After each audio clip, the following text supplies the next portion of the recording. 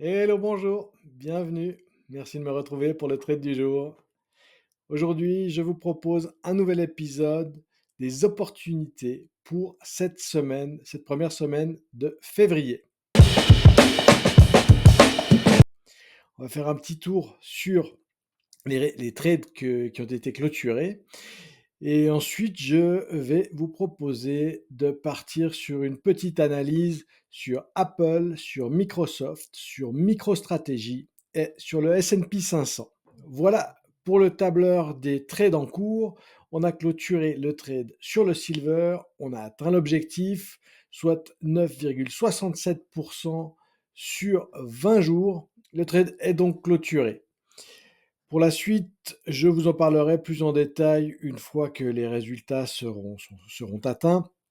On est actuellement, depuis que j'ai commencé la chaîne, à 104 jours de durée pour un retour sur capital, en prenant un capital de 20 000 dollars, de 11,15%, et on a 88% de trades gagnants. Voilà pour les trades en cours. Maintenant, je vous propose de passer directement au chart. On va commencer par Apple. Apple qui a connu une correction assez sévère depuis quelques semaines. Et la publication de ces chiffres de jeudi après bourse a aidé, puisqu'elle a bien été, elle a bien été accueillie par les intervenants. Malheureusement, les annonces de Trump sur les tarifs qui ont débuté vendredi n'ont pas aidé. Et puis, on est actuellement sur des niveaux de correction, mais tout de même inférieurs aux plus bas qui ont été visités il y a quelques jours. Je vous propose de passer sur la chaîne d'options, voir ce qui est possible. Si on regarde Apple actuellement, on est un petit peu en dessous de la moyenne mobile des 21 jours sur le daily. Par contre, sur le weekly, nous sommes sur la moyenne mobile des 21 jours, ce qui nous met en territoire neutre. Au niveau du RSI, cela nous indique également un territoire neutre. J'aime bien la divergence entre le MACD daily et weekly, puisque nous avons une opposition de ces deux indicateurs, ce qui nous laisse penser qu'il y aura une indécision qui peut se poursuivre et une direction qui peut être hésitante pour les prochaines séances. Ce que nous allons essayer d'analyser, voir s'il y a un parti à prendre, voir s'il y a une direction à jouer, voir s'il y a une stratégie à mettre en avant. Au niveau de la chaîne d'options, au niveau d'Apple, si on se met sur 46 jours, et qu'on se met à un delta de 12, ça nous amène à 205.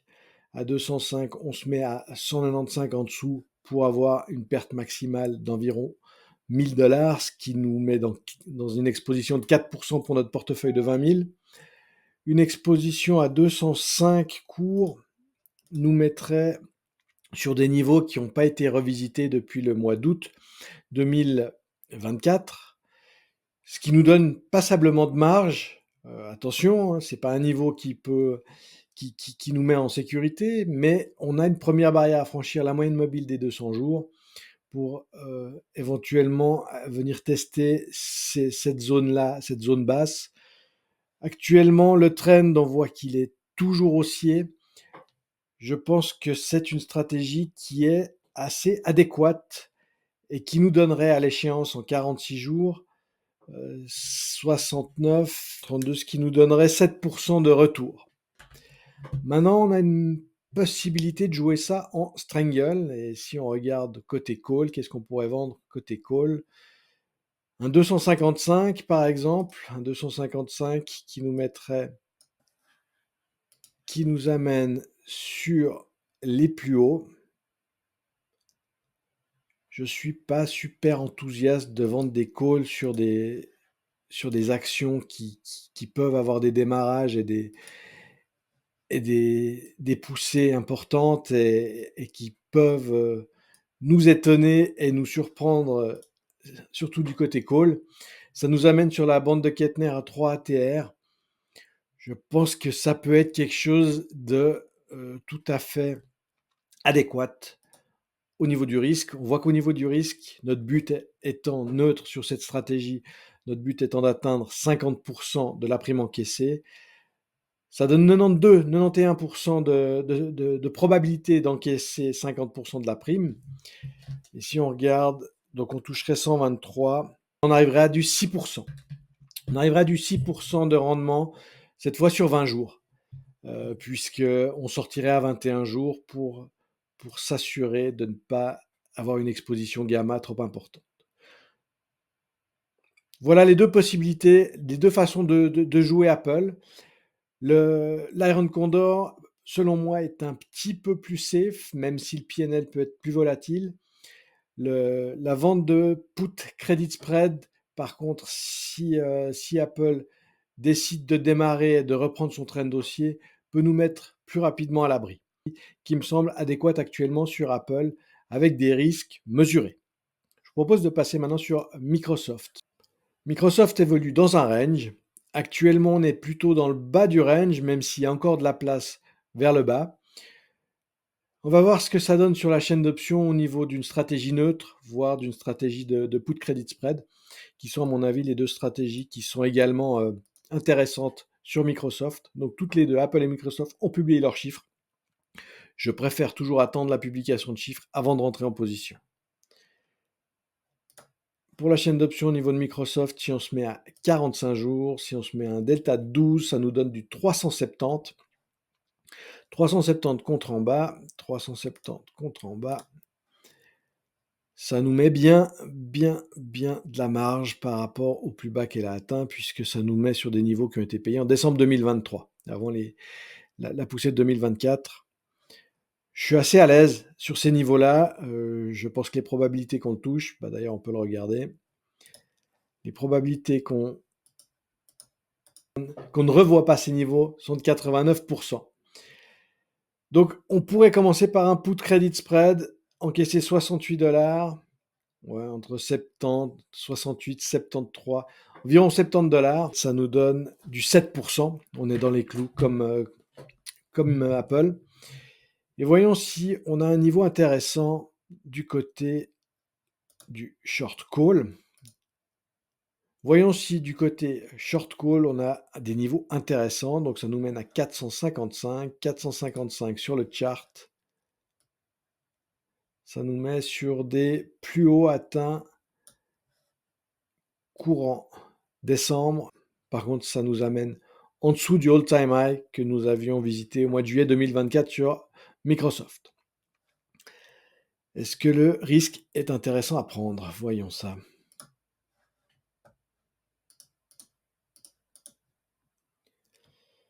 En termes de proportion, on arrive également sur du 7%.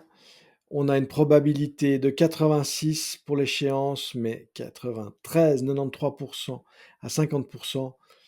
J'estime que le jeu en veut la chandelle.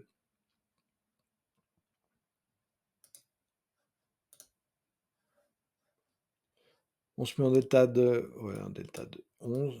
Voilà. Donc, $150 d'encaissé. $150 d'encaissé. Si on le prend en Iron Condor, on sort à 50%. Ça nous amène sur du 8%.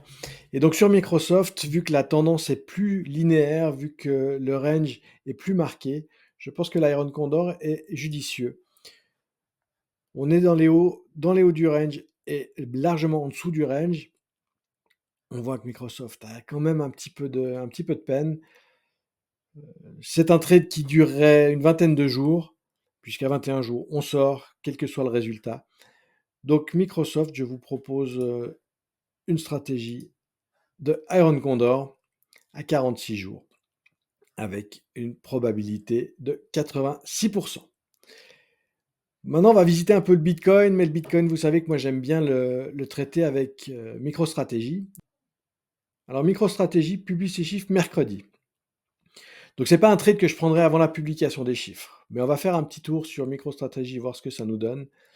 En delta de 12, ça nous met, je pense que sur MicroStrategy et sur le Bitcoin, ce sont des actifs très sensibles et qui peuvent avoir des poussées haussières très importantes.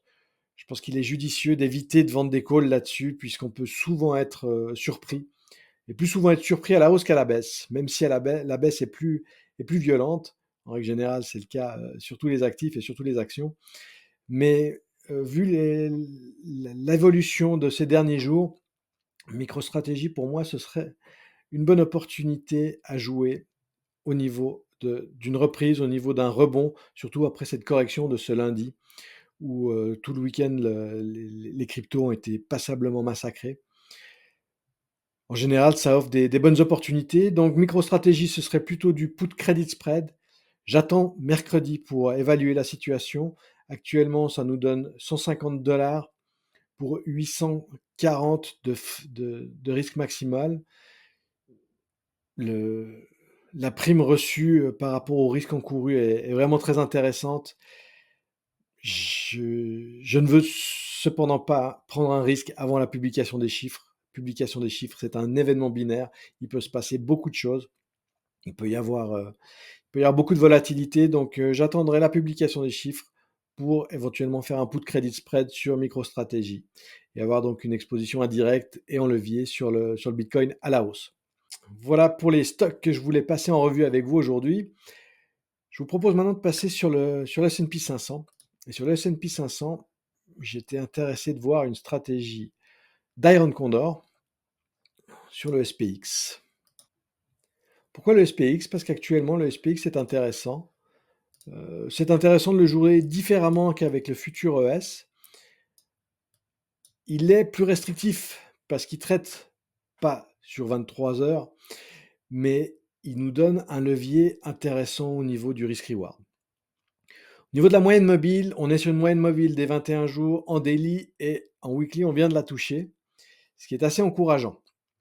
Au niveau du RSI, on est également dans le milieu de la bande et nous avons un MACD qui est plutôt haussier et qui se reprend.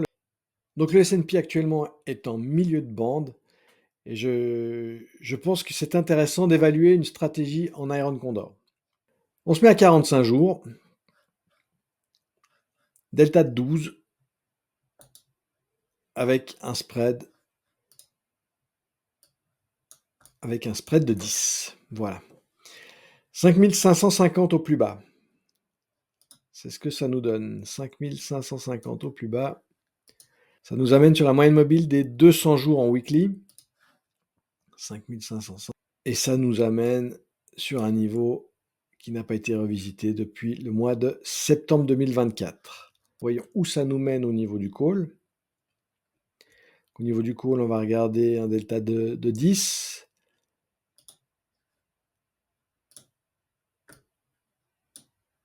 Un delta de 10 à 6305. 6305, ça nous donne une bonne marge. Ça nous donne une bonne marge. Donc 6305 nous donne une bonne marge puisque ça nous place nettement au-dessus des all-time high. Au niveau des probabilités, on a une probabilité de 66%, mais là-dessus, nous souhaitons encaisser 50%, pas plus, ou pour une durée de 21 jours. Ça nous donne à peu près du 8 à 9% de rendement, ce qui est tout à fait adéquat par rapport au risque qu'on encourt. Et donc sur le S&P 500, une fois n'est pas coutume, mais là, je vous propose de faire un Iron Condor directement sur le SPX avec un delta de 12, puisqu'on a une hésitation, on a un marché qui pourrait continuer à hésiter.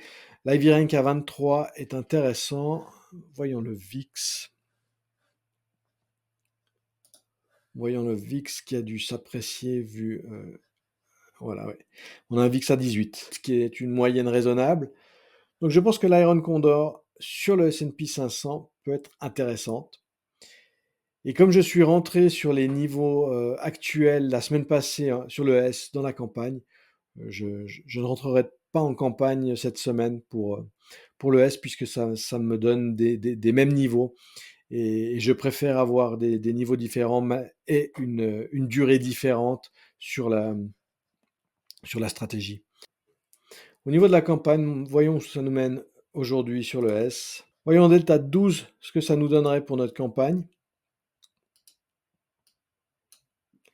En 50, ce qui est tout à fait dans la moyenne. Et voyons en Iron Condor ce que ça pourrait nous donner sur le S pour avoir un petit comparatif avec le S&P. Delta de 12 avec un écart de 20. On encaisse 162 $ pour 800 $. Enfin oui, ça bouge pas mal.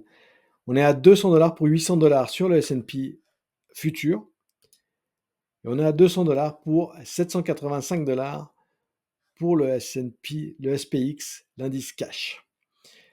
Donc le choix est délicat puisqu'il est à peu près égal. Le S va nous permettre de traiter la position 23 heures sur 24, tandis que le S&P nous permet de traiter la position uniquement pendant les heures d'ouverture. Et donc la différence entre le SPX et le S se situera au niveau des frais. Le SPX est à 1 $ chez Testy contre 2,50 $ pour le S. Si cette vidéo vous a plu, merci pour vos likes. N'hésitez pas à vous abonner. Je crois que c'est un format que vous appréciez, donc je vais continuer à vous le proposer. Et je me réjouis de vous retrouver très vite, très bientôt. Merci de m'avoir suivi. Ciao!